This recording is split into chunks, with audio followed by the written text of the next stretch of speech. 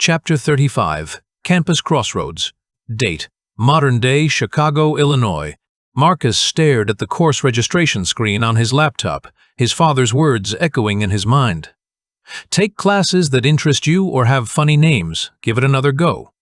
The wisdom seemed simple, but the implications were enormous. He was about to officially abandon the pre-med track that had defined his identity for years. His finger hovered over the drop button next to Organic Chemistry 2. One click, and he'd be free from the crushing weight of medical school expectations.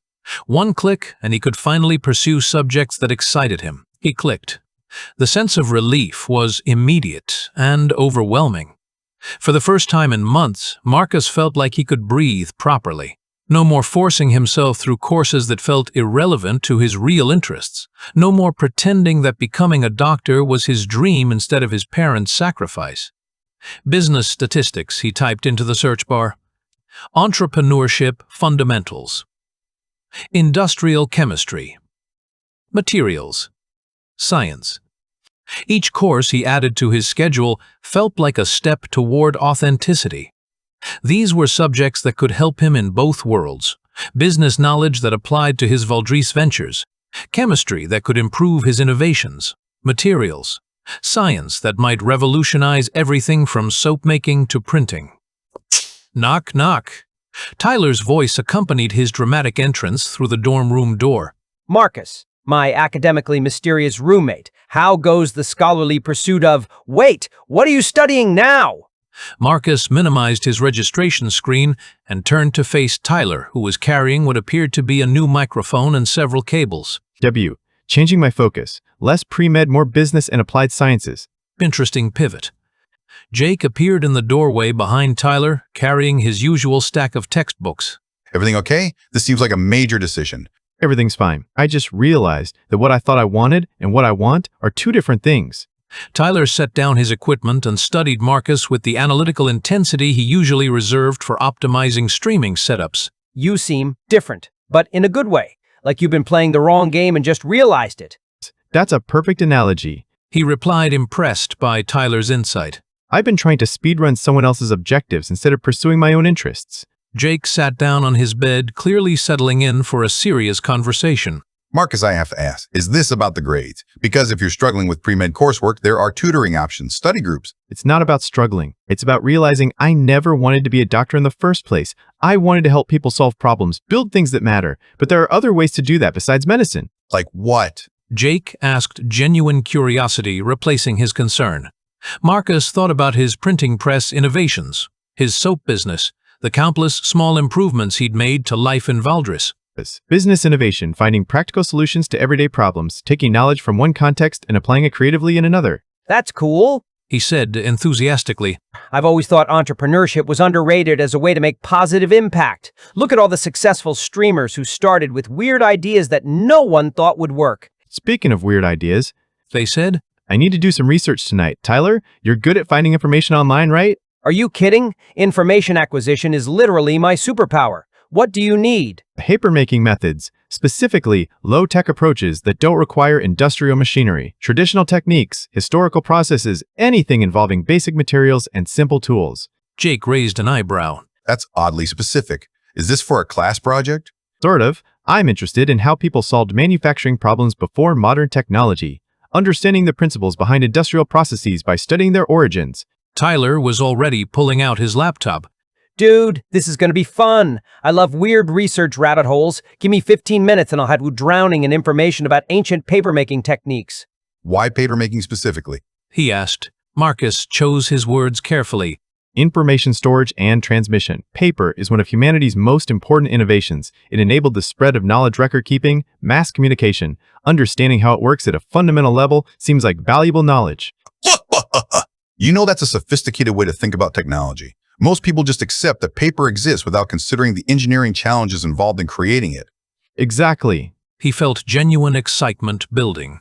Think about it. Someone had to figure out how to break down plant fibers, create consistent pulp, form it into sheets, dry it properly. Each step represents solved problems and accumulated knowledge. Tyler looked up from his laptop screen. Okay, I'm finding some fascinating stuff.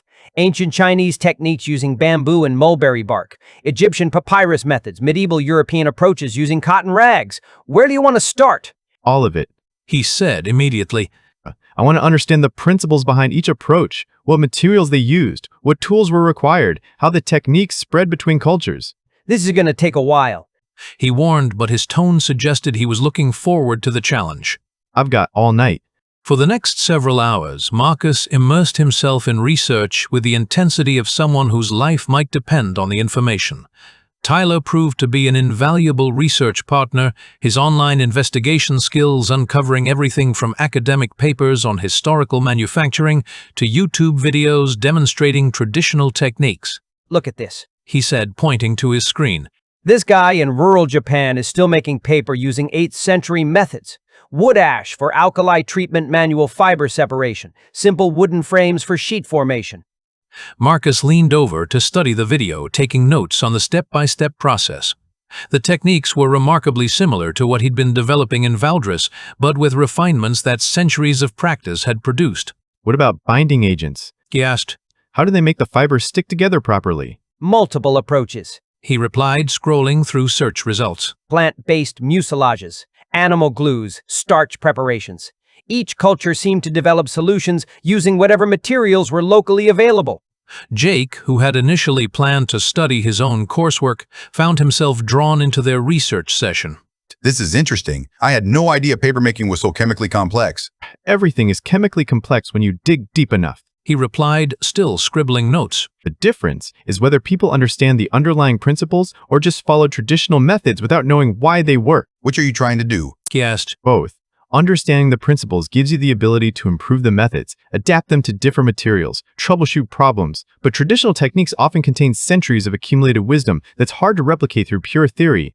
Tyler pulled up another video, this one showing traditional papermaking in rural Mexico. Check this out. They're using agave fibers and lime water, completely different materials, but the basic process is remarkably similar. Marcus watched intently, noting how the craftsman tested the pulp consistency, how he formed the sheets, the specific timing involved in each step. These were the kinds of practical details that could make the difference between success and failure. Tyler, can you bookmark everything we found? I want to review all of this again tomorrow. Already on it. I've created a research folder with subcategories for different techniques, materials, and geographic regions. Tyler's organizational skills, honed by years of content creation, proved invaluable for academic research. As midnight approached, Jake finally called a halt to the session. Guys, this has been fascinating, but some of us have 8 a.m. classes tomorrow.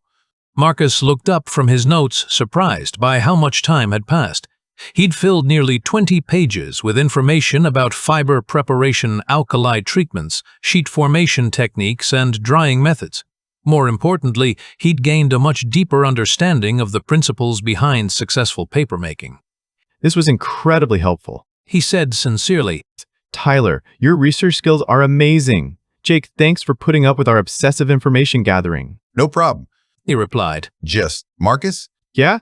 I'm glad you're finding your direction. You seem more engaged with this stuff than you ever were with pre-med coursework. Whatever you're planning to do with all this knowledge, I think you're going to be successful at it. After his roommates had settled in for the night, Marcus continued reviewing his notes by the light of his desk lamp. Each technique he'd studied offered insights that could improve his Valdres innovations. The Japanese methods could enhance his paper quality. The Mexican approaches might work with different local materials. The historical European techniques could provide solutions to specific problems he'd encountered. But more than the technical details, the research had given him something else: confidence that his approach was sound. Across cultures and centuries, humans had solved similar problems using similar principles. His innovations weren't just random experiments. They were part of a long tradition of practical problem-solving and technological development. He thought about Alice working in the academy library, about the scribes who struggled with expensive parchment and limited writing materials. The techniques he'd learned tonight could revolutionize scholarly work in Valdres, making knowledge more accessible and affordable. He thought about Aldrich's business struggles, about the economic opportunities that better papermaking could create. Not just immediate profits, but the foundation for expanded trade in books, records, correspondence, all the information economy that supported advanced civilizations. Most importantly, he thought about his family, about the precarious position they'd finally managed to escape. Knowledge was security, innovation was opportunity, and tonight's research had given him both.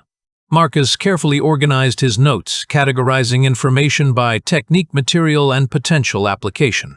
Tomorrow night he would begin planning specific experiments for Valdres. Tonight he would sleep with the satisfaction of someone who'd found what he was looking for. The career change had been the right decision. For the first time since starting college, Marcus felt like he was studying subjects that mattered to his life and goals, both of his lives and all of his goals.